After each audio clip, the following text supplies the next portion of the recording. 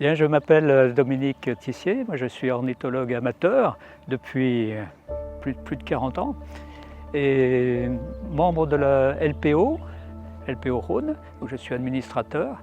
Je m'occupe à la LPO, je m'occupe de la revue trimestrielle qui s'appelle Les Frais et surtout du plan de sauvegarde de l'Oedicnem qui a été mis en place en 2015, où la LPO est animatrice du plan. Le plan étant piloté par la métropole de Lyon. Donc l'objectif du plan, c'est de suivre l'Oedicnem criard. C'est un oiseau un peu bizarre que personne ne connaît, mais qui est bien présent. Dans le Grand Est lyonnais, on a environ une centaine de couples. Il faut suivre les couples, repérer les poussins, protéger les nids quand ils sont menacés par des passages de tracteurs ou par des travaux. Et ensuite, on a bagué des poussins.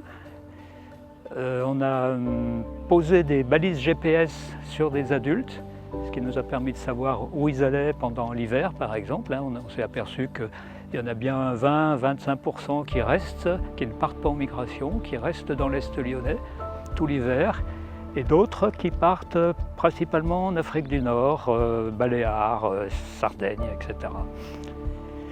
Donc ça nous occupe 2 salariés à la LPO. Et moi, en bénévole, avec 2 ou 3 autres personnes, on essaye de suivre la progression de ces couples.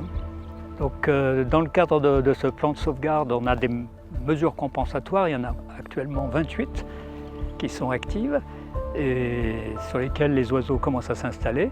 Et on apprécie là le travail d'André Roibet qui réalise plusieurs de ces mesures compensatoires, mais aussi pas mal de dispositifs, de choses très favorables à la nature, des kilomètres de haies, des petites mares, des étangs, son parcours et sa ferme pédagogique qui est en projet.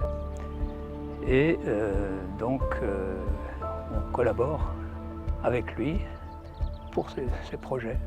Connais-tu un autre projet privé aussi vaste que celui-ci, celui qui est déployé sur Pusignan? Non, j'en connais pas. Voilà. Alors j'ai croisé André Roibet sur un chemin de Pusignan, évidemment, où il allait relâcher des perdrix pour la chasse. Et il s'arrête à côté de ma voiture, il me dit mais vous cherchez les Oedicnem? Alors ça m'a interpellé pas mal parce que personne ne connaît cet oiseau bizarre. Et donc je lui ai dit oui. Donc on a discuté pas mal sur le chemin à propos des Oedicnem et des oiseaux. Et finalement, je lui ai dit que j'avais fait un livre sur les oiseaux du Rhône, qui est ici, un livre sur les oiseaux du Rhône et de la métropole de Lyon. Donc il a été très intéressé. Il en a récupéré une 50aine.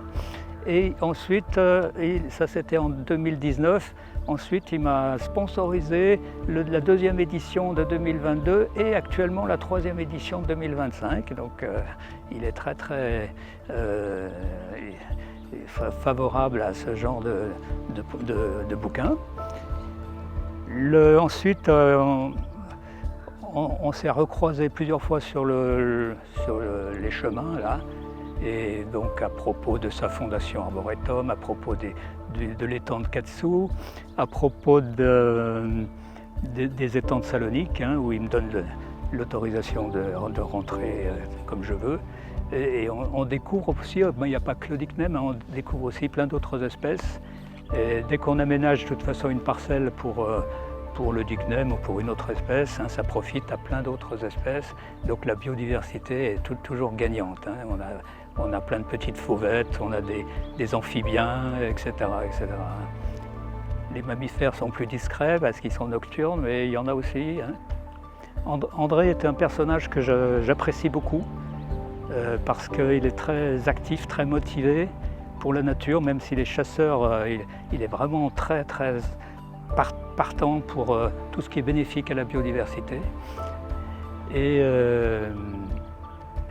Et surtout, ce que j'apprécie chez lui, c'est qu'il a plein de projets, il nous parle de plein de projets, mais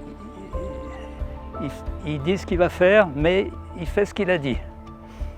Et donc, Il y a pas mal de gens au contraire qui parlent beaucoup mais qui ne font pas grand-chose. Lui, vraiment, il agit, il fait ce qu'il a envisagé de faire. Tous ses projets vont jusqu'au bout, jusqu'à la réalisation.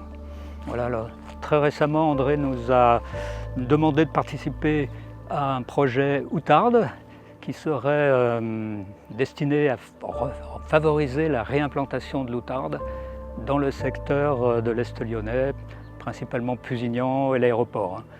Donc il a défini des parcelles à surveiller et on s'est engagé, alors là en tant qu'ornithologue bénévole, avec 3 autres collègues, on s'est engagé à suivre ces parcelles et à repérer l'outarde.